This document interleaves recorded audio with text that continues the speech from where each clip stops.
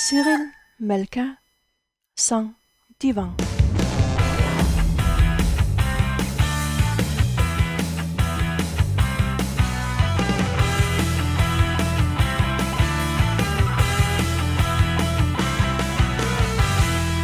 Alors, bonsoir ou bonjour, ça dépend un petit peu du moment où vous allez m'écouter ou écouter ce webinaire, écouter cette vidéo. Aujourd'hui, je me suis dit que j'allais parler un petit peu de ces idiots qui se croient experts. Je crois qu'on en connaît tous. Bien entendu, c'est quelque chose qui ne nous arrive jamais à nous, personnellement, parce que nous, on ne fera pas ce genre de choses. Mais nous connaissons tous, que ce soit des personnes officielles ou des personnes non officielles, on en connaît tous une bonne poignée.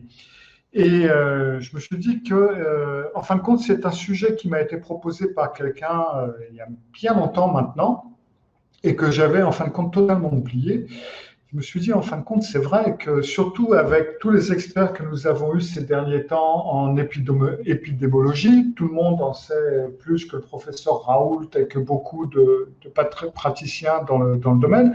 Et puis, ces différents virologues, ils se sont maintenant recyclés en spécialistes de l'environnement et du climat. Bref, je me suis dit, avec tous les experts qu'il y a en ce moment, il serait peut-être temps, en fin de compte, de prendre ce sujet. Alors, avant de continuer, je vais me présenter pour ceux qui ne me connaissent pas ou qui ne me connaissent pas encore. Je m'appelle donc Cyril Malka, je suis psy cognitif et comportemental, hypnothérapeute, et puis aussi pas mal d'autres choses. Si vous voulez en savoir plus, vous pouvez aller sur ma page internet, là où il y a toute une catégorie qui s'appelle Qui et où est Cyril Malka, comme ça vous pourrez tout savoir sur moi, enfin presque, et même prendre rendez-vous avec moi au travers de mon site web. Très bien. Alors, j'ai commencé par prendre quelques exemples, en fin de compte, de ce que je veux dire par tous ces fameux idiots. Et comme on va le voir, d'ailleurs, le terme d'idiot n'est en fin de compte pas tout à fait correct, mais ça, on y reviendra. Et en fin de compte, ce que je veux dire. Par exemple, là, on a un exemple. Alors, les réseaux sociaux en sont pleins de ce genre d'exemples. Il n'y a qu'à piocher. Et là, par exemple, vous avez sur un groupe Facebook, quelqu'un qui avait écrit « Le prochain jeu consiste à faire une publication sur Facebook sans faute d'orthographe ». Parce qu'il faut dire que là, pour les récupérer. Et donc, la première personne qui y répond dit « Je comprends strictement rien à vos critiques. Je suis nettement plus qualifié en matière d'orthographe que vous tous réunis. Le tout avec au moins 5 fautes. » Et on se dit, mais en fin de compte, qu'est-ce qui fait que cette personne peut écrire ce genre de choses tout en remplissant son texte faute d'orthographe? Tiens, coucou Olivier, bonsoir.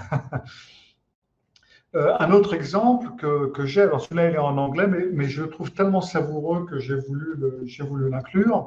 C'était au début de la vague du corona où les gens comparaient un petit peu cette vague, cette épidémie avec l'épidémie dont Stephen King a écrit dans son livre The Stand. Je crois que ça s'appelle Le Fléau en anglais, en français, mais je ne suis pas trop sûr.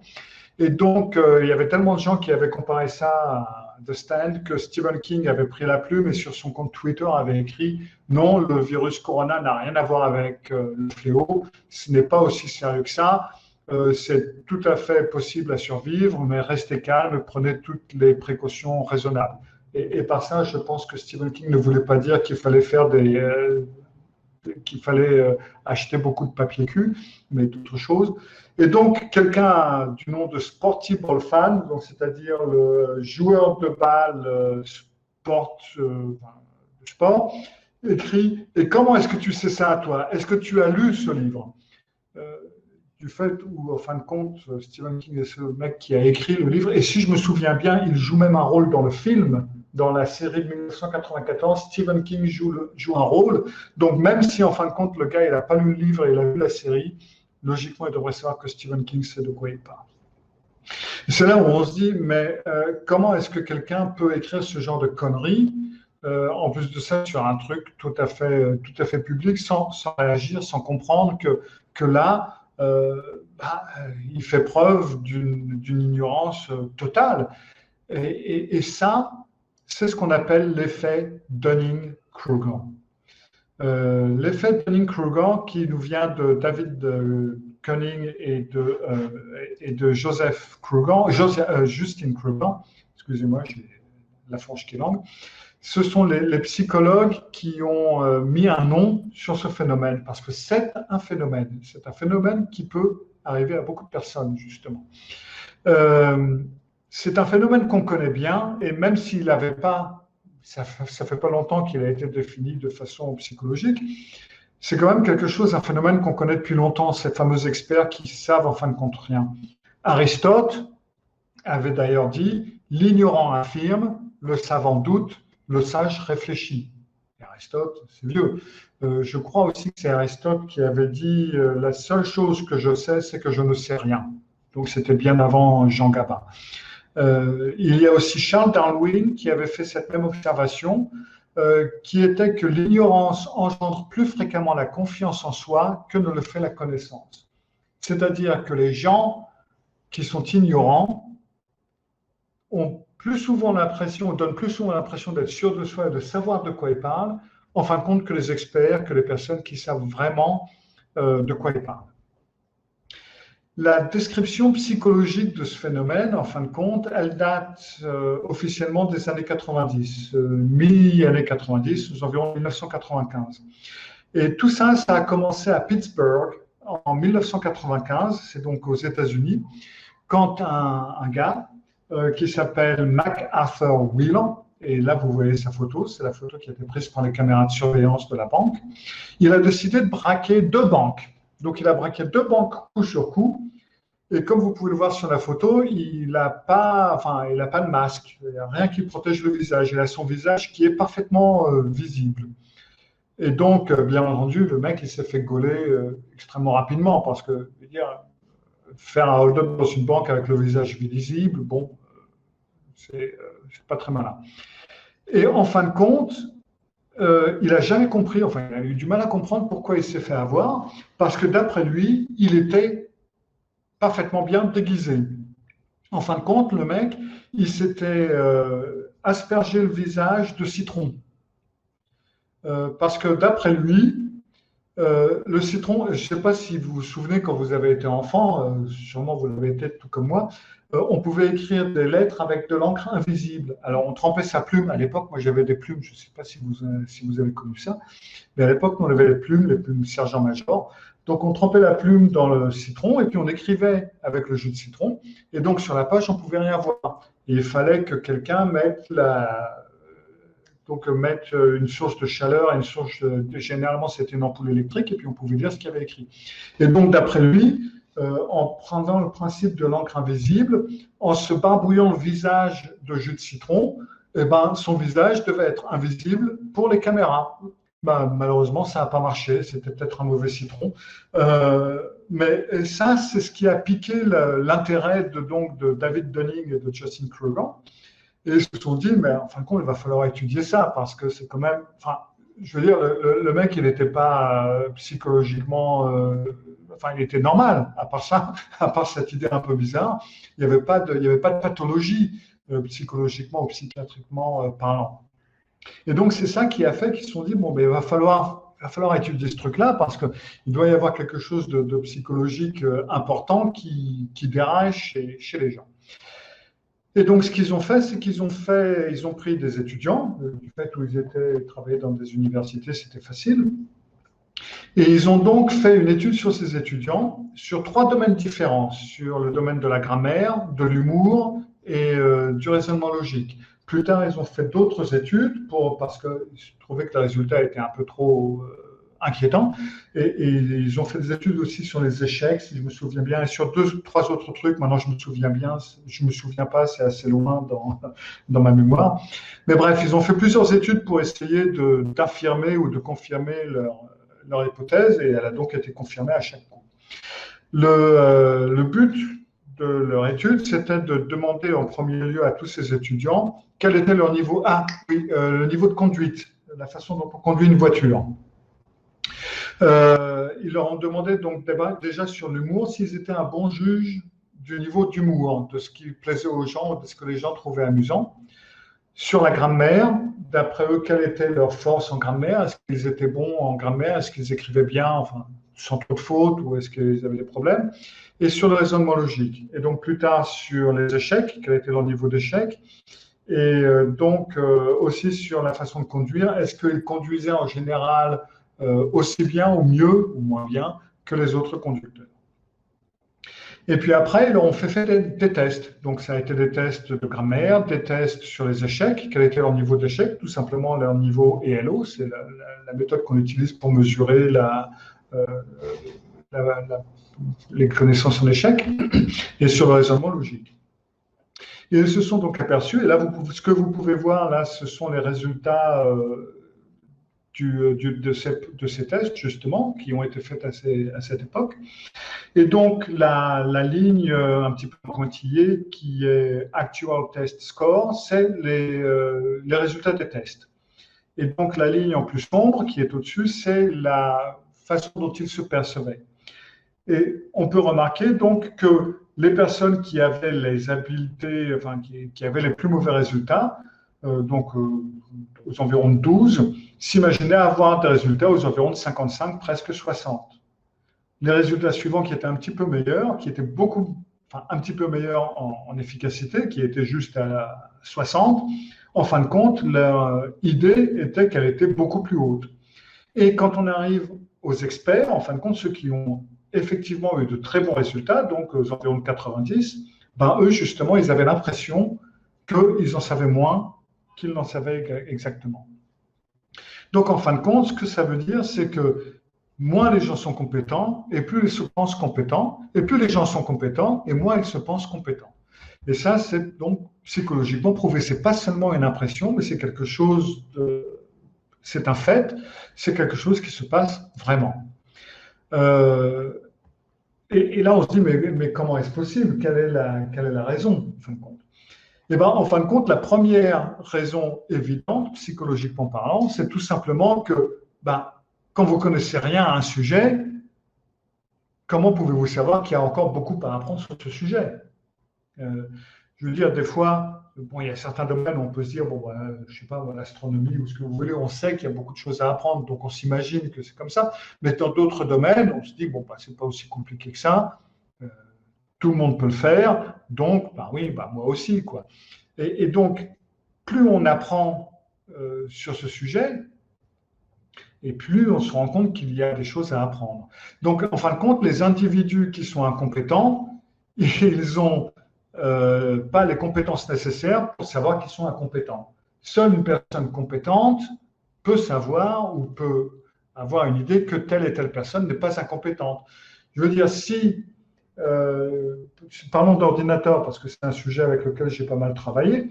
Si vous avez quelqu'un qui parle avec quelqu'un d'autre, que vous avez la personne A qui vous dit « je connais rien dans l'ordinateur » et que la personne B en sait un tout petit peu, la personne B peut paraître énormément compétente à la personne A. Mais à la personne C qui est expert en ordinateur pourra savoir totalement logiquement que la personne B est en train de dire pas mal de conneries, mais que la personne A ne peut pas le juger du fait où elle est incompétente, et la personne B ne peut pas le juger non plus parce qu'elle n'est pas suffisamment compétente pour savoir qu'elle n'est pas compétente.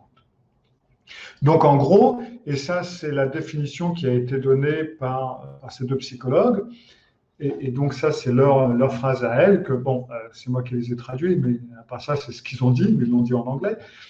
Ils ont dit que les personnes qui n'ont pas les connaissances ou la sagesse nécessaires pour être performants ignorent souvent ce fait.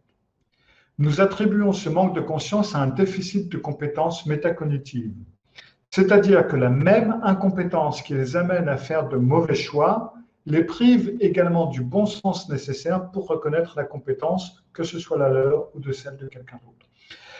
Et c'est là où est un des problèmes un petit peu plus grand, c'est que exactement, c'est ce que Laurence me dit en commentaire. Quelque part, moins on est compétent, moins on est outillé pour évaluer sa compétence, et moins, par exemple, on sert de la complexité du sujet. Exactement.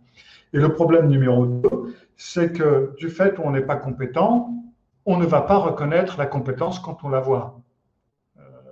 Parce que, d'après nous, on est compétent sur ce sujet et c'est l'autre qui pourtant est compétent qui ne l'est pas. Donc, en fin de compte, cette même incompétence, elle est une lame à double, triple tranchant même, qui fait que d'un côté, on est incompétent, d'un autre côté, on ne sait pas qu'on est incompétent, et en fin de compte, on ne reconnaît pas la compétence quand on la voit. Alors, si les incompétents ont une tendance à se prendre pour des experts, comment ça se fait que les experts doutent de leur propre capacité? Parce que, logiquement, les experts doivent savoir qu'ils sont experts, puisque, entre autres, ils peuvent entendre et comprendre que les personnes incompétentes sont incompétentes. Et Dunning et Kruger, ils ont donc justement constaté que les personnes qui étaient très compétentes avaient une vision plus réaliste de leur propre connaissance et de leur propre capacité. Donc, elles savent qu'elles sont compétentes, en tout cas jusqu'à un certain niveau. Mais d'une part, plus on connaît d'un sujet, et plus on sait qu'il y en a à apprendre. On va rester sur la psychologie parce que ça reste, avec l'informatique, mes sujets de prédilection. Mais plus je lis des études et plus on peut voir que il y a des études qui mettent ceci et cela en doute et qu'en fin de compte, peut-être que ce que je savais, c'est peut-être pas tout à fait vrai. Et je suis sûr que si vous regardez certains de mes webinaires d'il y a quelques années, vous allez pouvoir voir que peut-être je me contredis. Ou dans certains de mes articles, je vais me contredire parce que les choses évoluent, parce que c'est un domaine scientifique et les choses changent, etc. Et ce qu'on croyait qui était vrai hier ne l'est pas aujourd'hui. Enfin bref, quand on est dans un domaine, et ça je crois que n'importe quelle profession, dans n'importe quelle spécialité, on le sait si on a une certaine ouverture d'esprit, on sait que plus on en apprend et plus il en reste à apprendre en fin de compte. Et c'est en fin de compte ça qui est passionnant, parce que c'est ça où on se dit, en fin de compte c'est super, parce que on ne saura jamais tout, il y aura toujours quelque chose à apprendre, toujours quelque chose à savoir. Donc les experts vont avoir ces connaissances. Et par rapport à la grandeur du domaine dans lequel on est, alors peu importe de quel domaine on parle, que ce soit la psychologie, l'astronomie, ce que vous voulez, on sait qu'en fin de compte, on n'en sait qu'une petite partie, une infime partie de tout ce qu'il y a à savoir, parce que tous les domaines, ou la plupart des domaines, vont se spécialisés en sous-domaines. Dans la psychologie, vous avez la neuropsychologie, vous avez la psychologie évolutive, vous avez la psychologie clinique. Enfin bref, on ne peut pas être spécialiste dans tous ces domaines-là. Donc, en fin de compte, même quand on est bien dans un domaine, on peut toujours s'accrocher à un autre.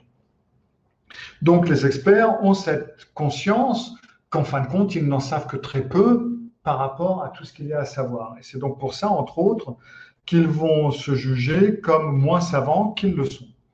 Et d'autre part, un autre problème, si on veut dire ça comme ça, c'est qu'ils ont une tendance à penser que tout le monde en sait plus que tout le monde le sait sur ce domaine. Donc, ils ont d'un côté une idée que tout le monde en sait un peu ou pas mal sur ce sujet, donc moi j'en sais peut-être un petit peu plus, mais à part ça c'est tout. Et puis sans ça, non. Sans ça, ils s'imaginent qu'ils n'ont pas autant de connaissances que ça. Ce qui fait que les experts, et ça peut être un problème, et ça on va le voir dans un instant quand on va parler surtout des problèmes que cela peut créer dans les entreprises. Le problème, c'est que les experts ne savent pas à quel point ils sont bien informés. Et ils ne peuvent pas se mettre en avant. Ils ne se mettent pas suffisamment en avant parce que ils ont une certaine humilité par rapport à leur domaine. Et donc, il manque cette espèce de confiance en soi que la personne qui n'a pas les compétences a. Donc, qui est concerné par cet effet Dunning-Kruger en fin de compte? Alors, je vais laisser de côté sociopathes et différents personnalités toxiques et narcissiques, etc., qui se prennent de toute façon pour des experts dans tous les domaines. On va laisser ça de côté parce qu'on ne parle pas de personnalités toxiques en ce moment, mais on parle de personnalités névrosées normales, comme nous tous. Et donc, en fin de compte, à part ces personnes-là, donc dans les personnes plus ou moins normales, ça concerne qui l'effet Dunning-Kruger. Eh bien, malheureusement, ça nous concerne tous, mes petits amis, parce que peu importe à quel point nous sommes informés, à quel point nous sommes expérimentés, on a tous des domaines dans lesquels on est mal informé et dans lesquels on est mal compétent, on est incompétent. On peut parfaitement être intelligent et compétent dans de nombreux domaines, mais aucun d'entre nous n'est expert en tout. Peut-être à part moi, mais non, personne n'est expert en tout, tout simplement. Et donc la réalité, c'est que ça peut arriver à tout le monde, et en fin de compte, ça peut nous arriver avec une régularité relativement surprenante si on y fait attention. Le problème, c'est qu'on n'y fait pas toujours attention, parce qu'on peut avoir une tendance à avoir lu un ou deux articles, même des articles bien écrits et bien informés sur le sujet, et donc on peut se dire, bah, tiens, bon, bah, maintenant je sais ce qu'il y a à savoir sur ce domaine, ou une bonne partie de ce qu'il y a à savoir sur ce domaine, alors qu'en fin de compte, ce n'est pas vrai. Et puis, vous avez les domaines qui coexistent ou qui sont un petit peu à côté. Vous allez par exemple avoir, justement, si vous êtes expert en psychologie, je reviens sur mon sujet de prédilection, bien entendu, et en neuropsychologie, on peut avoir une tendance à croire que ça déborde un petit peu et à croire qu'on a plus de connaissances dans la psychologie clinique, alors que ce n'est pas vrai, parce que ça aussi, c'est tout un domaine. Donc, on peut avoir une tendance à croire que parce qu'on est expert dans un certain domaine ou dans une certaine limite, ça déborde un peu sur les autres. Et puis, vous avez le fait d'avoir des compétences dans certains sujets et pas du tout dans d'autres, sans le savoir. Par exemple, ça peut être les personnes scientifiques, par exemple, qui sont de très mauvais écrivains. Alors, vous avez des personnes qui connaissent un domaine parfaitement bien, mais s'ils vous expliquent le truc, on ne comprend rien, tout simplement parce qu'ils ne savent pas expliquer, ils ne savent pas écrire, ou ils ne savent pas se communiquer, ou je ne sais pas. Je me souviens, j'avais un prof de maths qui était exactement comme ça quand je passais mon bac. Le mec, il pouvait expliquer quelque chose d'une façon. Et je me souviens qu'il y avait une élève qui ne comprenait pas ce qu'il avait expliqué, donc elle lui avait posé une question, elle lui avait demandé de réexpliquer le truc, et le mec, il a expliqué exactement la même chose. Donc, elle lui a posé la même question encore une fois, en lui disant, non mais attends, Paul Éric, j'ai toujours pas compris, qu'est-ce que tu veux dire par là et par ceci et par là. Et donc, le prof réexplique la chose exactement de la même façon une troisième fois. Et elle s'énerve, et puis elle lui dit, mais attends, je t'ai pas dit que je n'avais pas entendu, j'ai dit que je n'avais pas compris. Alors là, ça l'a totalement angoissé, le prof, il a totalement flippé, plus personne n'a plus rien compris. Enfin bref. Donc, le fait d'être expert dans un domaine, ça peut vouloir dire qu'on est totalement incompétent dans un autre domaine. Donc, tant que ça n'a rien à voir avec le QI, c'est pour ça que je vous ai dit au départ qu'en fin de compte, le terme idiot n'était pas tout à fait correct, parce que des personnes qui sont sous cet effet, ça peut être nous, et ça l'est en plus, et ça n'a rien à voir avec l'intelligence. On peut être parfaitement intelligent et tomber dans le panneau, et on le fait. Je peux vous assurer qu'on le fait tous, même moi, même vous. Donc, là où est le truc, c'est qu'il est important d'avoir la perspicacité pour reconnaître ces mauvaises performances et pour les accepter. Et donc, dans ce cas-là, oui, c'est pas un souci. Et justement, c'est ce dont je vais parler maintenant, c'est est-ce qu'on peut donc surmonter cet effet? Et bien entendu, comme vous commencez à me connaître, la plupart du temps, tout est surmontable, ou la plupart des choses sont surmontables, et donc ça aussi. Alors, d'après Dunning et Kruger, à mesure que l'expérience avec un sujet augmente, la confiance diminue à des niveaux plus réalistes. C'est-à-dire qu'en fin de compte, le gaz s'en va du ballon et puis on commence à comprendre qu'il y a des choses à apprendre, etc. Dans les tests qu'ils avaient fait avec des puzzles, si je me souviens bien, avec ces étudiants, les étudiants qui avaient eu de très mauvais résultats, qui pensaient avoir de bons résultats et qui ont eu des mauvais, une fois qu'on leur a expliqué certains principes de ces puzzles, ont compris qu'ils avaient un manque, qu'il fallait qu'ils apprennent certaines choses, et puis donc ils ont travaillé là-dessus et leurs résultats de test ont été améliorés et leur confiance en eux dans ce domaine a descendu à un niveau plus réaliste. Donc, les gens, généralement, dans la plupart, encore une fois, je ne parle pas de personnalité toxique, ben, au fur et à mesure qu'on leur montre leurs erreurs et qu'on leur dit non, là, attends, ça ne correspond pas, et que, bon, ah oui, c'est vrai, là, je me suis planté, on reconnaît son manque de connaissances, cette capacité, et de plus en plus, on acquiert des informations, et on peut finir par devenir expert sur un sujet sur lequel on se croyait expert, on ne l'était pas. Alors, pour ce faire, il y a certaines choses que vous pouvez faire. Il y a 3 points importants. La première des choses, c'est de continuer à apprendre et à pratiquer. Même dans les domaines que vous connaissez bien, même dans les domaines où vous êtes expert, il y a, au lieu de supposer qu'on sait tout ce qu'il y a sur un sujet, continuez à creuser le plus profondément possible, continuez à creuser.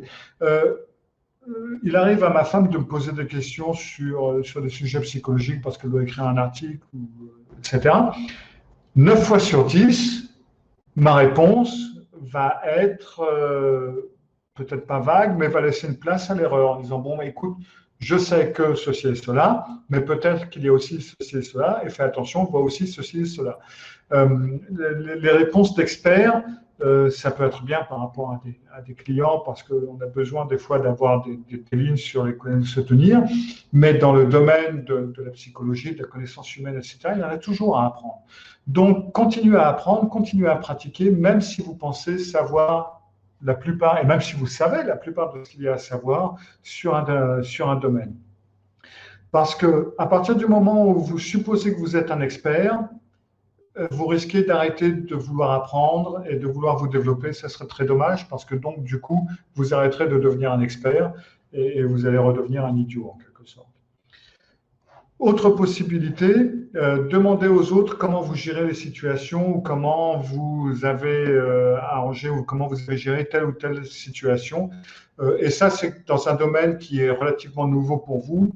N'ayez pas peur de demander aux autres des critiques constructives. Alors, ne demandez pas à n'importe qui, demandez à des personnes qui ont les connaissances sur le sujet et utilisez ces commentaires pour vous améliorer. Même si des fois, c'est peut-être pas agréable, parce que tous les experts ne sont pas bons psychologues. Vous allez avoir des gars qui vont vous dire, voilà, tu t'es totalement planté, tu sais rien faire, il faut faire ceci et cela.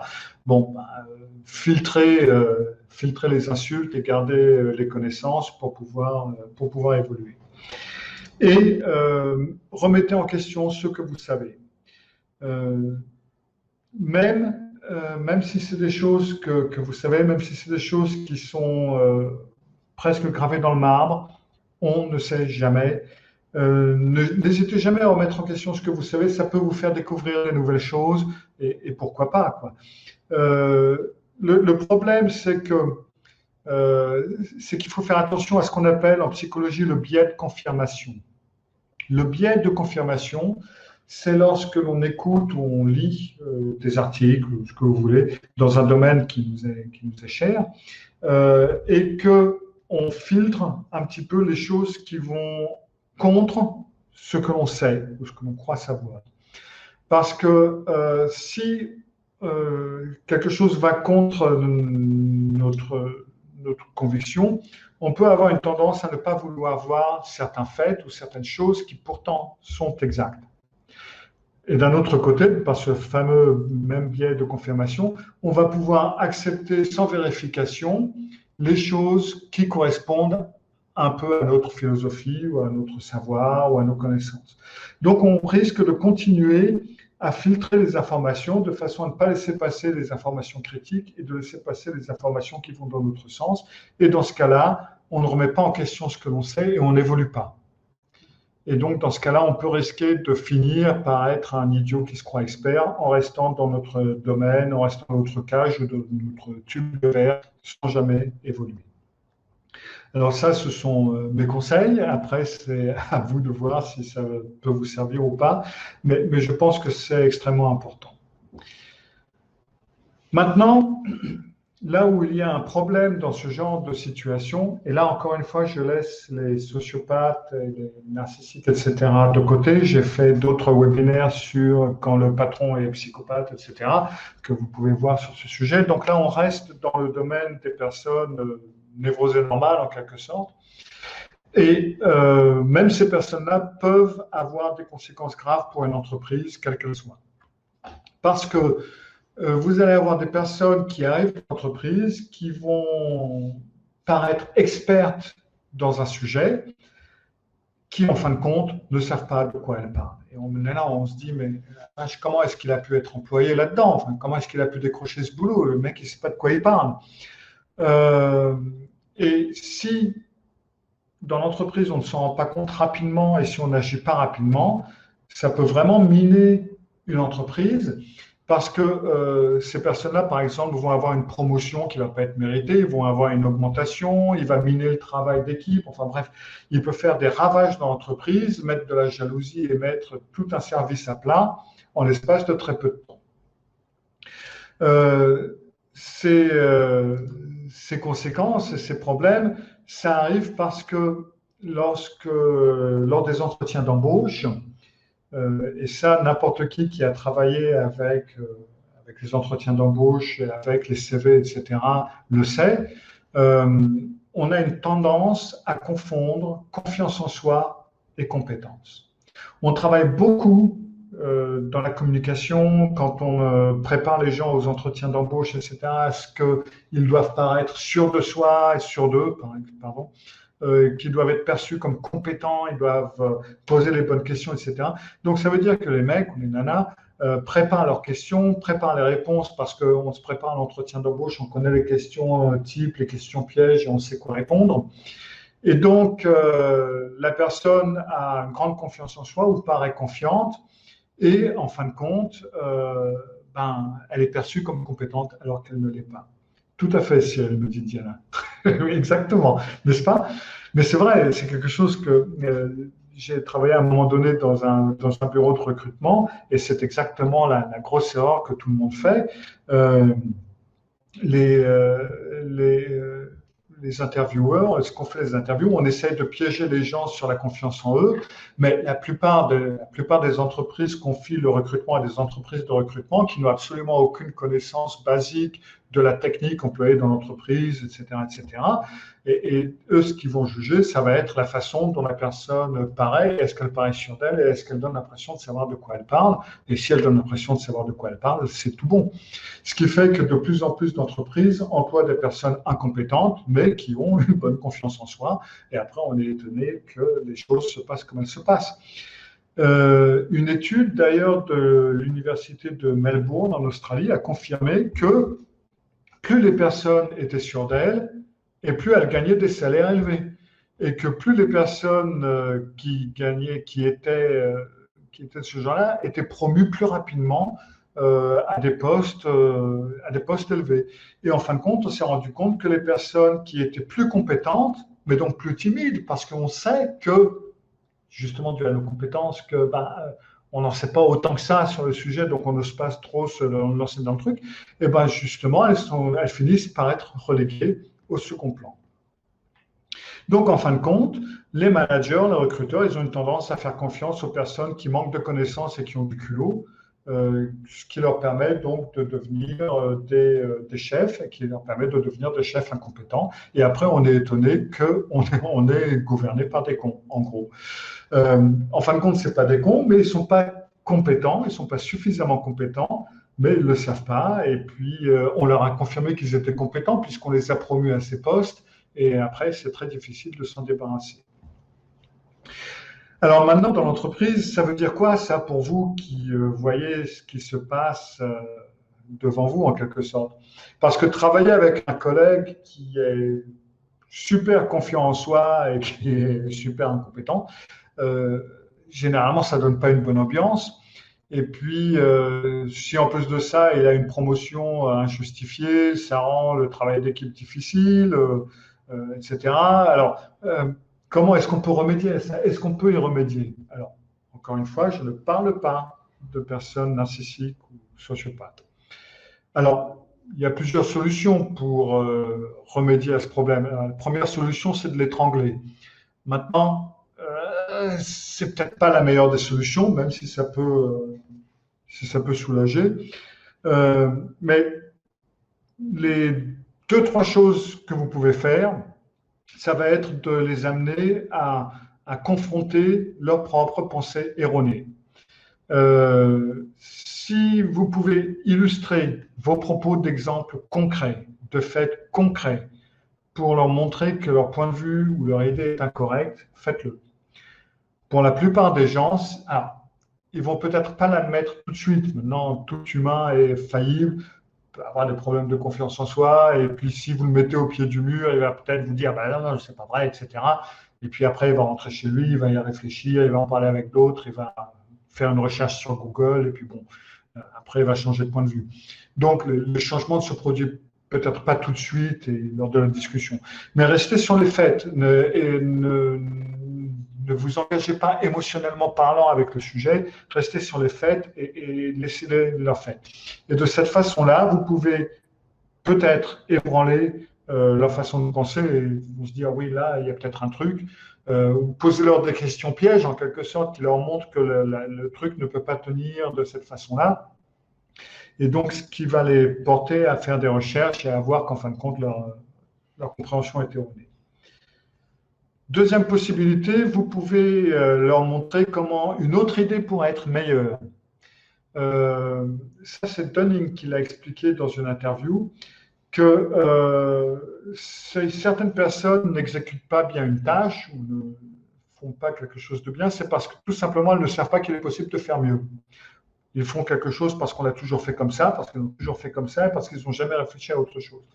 Donc, des fois, en leur proposant une meilleure façon de faire, en disant, tiens, regarde, c'est vachement bien ce que tu fais, mais on peut le faire plus rapidement, ou tu peux le faire avec moins de problèmes, ou tiens, mais qu'est-ce qui se passe avec ça et ça, là, ça peut devenir un problème. Ben là, par exemple, si tu fais ça comme ça va résoudre ce problème-là aussi. Enfin bref, de leur montrer qu'une façon peut être faite plus complète, plus rapide, plus facile, moins gênante, enfin bref, de leur montrer qu'en fin de compte, il est possible de faire mieux. Et ça va peut-être leur ouvrir un autre horizon, elles vont peut-être utiliser cette méthode. Et puis, si vous, après, vous pouvez leur donner des possibilités de se développer. Généralement, la plupart du temps, considérez que ces gens-là sont comme vous. Vous aussi, vous voulez bien apprendre. Si vous faites une connerie, vous voulez bien arrêter de la faire et pourquoi pas en apprendre plus sur ce sujet. Bien entendu, si quelqu'un vous ouvre la porte et vous montre les possibilités, vous allez bien entendu l'utiliser. Il n'y a pas de raison que les autres fassent autrement. Donc, montrez-leur une ouverture, montrez-leur d'autres possibilités et de cette façon, les orienter dans ce domaine. Et puis ensuite, en tant que collègue, après c'est à vous de décider. Si vous pensez que vous êtes mieux informé, etc., vous pouvez essayer d'éduquer votre collègue. Vous pouvez lui parler, bah tiens, ne lui dites pas que c'est quelque chose que vous savez pour éventuellement ne pas trop le mettre en mauvaise posture. Mais vous pouvez lui dire, tiens, bah, j'ai vu une conférence où j'ai entendu un podcast, etc., où il parlait de ceci et cela. Pourquoi est-ce que tu ne suivrais pas cette formation? Ça a l'air de t'intéresser, mais tu pourrais avoir plus de compétences dans ce domaine. Et puis, boum. Et de cette façon, vous pouvez l'orienter dans ce domaine tout en lui laissant, tout en lui sauvant la face. Donc ça, c'est trois possibilités possibles. Maintenant, si vous restez dans ce domaine, encore une fois, de la sympathie vis-à-vis de l'autre et de l'ouverture d'esprit, il y a plusieurs possibilités pour les faire se développer et de s'imaginer que les choses peuvent évoluer dans une bonne direction. Encore une fois, ça n'est pas une personnalité toxique parce que là, de toute façon, mais ça, vous vous rendez compte tout de suite, une personnalité toxique, vous commencez à les mettre face aux faits, etc., ça va bloquer. Si vous essayez de leur expliquer comment une idée pourrait être meilleure, ça ne marche pas. Donc là, laissez tomber, quoi. Là, il n'y a rien à faire, c'est un tout autre domaine. Mais en règle générale, c'est donc quelque chose qui nous touche tous, donc vous, moi, tout le monde, et auquel il faut être conscient, ne serait-ce que pour être conscient de ses faiblesses, c'est la meilleure façon de les surmonter. Et puis aussi d'ouvrir votre horizon et d'apprendre plein de nouveaux trucs. En fin de compte, c'est une chance presque. Voilà, c'était tout sur ce sujet de ces idiots qui se croient experts. Donc, je sais que c'est un titre qui était un petit peu une triche, parce qu'en fin de compte, je ne parle pas d'idiots, puisque je parle de nous tous, à moins que nous soyons tous plus ou moins idiots. Et puis voilà. Merci Cyril pour ce sujet et ta présentation. Tu me donnes des pistes avec des ouvertures, des possibilités. Merci. Merci Diana, ça me fait plaisir de vous avoir aidé sur ce sujet. et que vous avez quelque chose maintenant que vous pouvez utiliser. J'espère que ça vous servira. Très bien, merci à tous d'être venus. J'espère que vous avez bien aimé. Si vous avez des idées d'autres webinaires, n'hésitez pas à m'écrire à cyril@malka.fr. Et puis, à bientôt. Merci Cyril, une vision éclairée sur le sujet, me dit Laurence. Merci Laurence, j'apprécie. Merci beaucoup. Merci beaucoup et bonne soirée à tous et à bientôt. Au revoir. Cyril Malka, sans divan.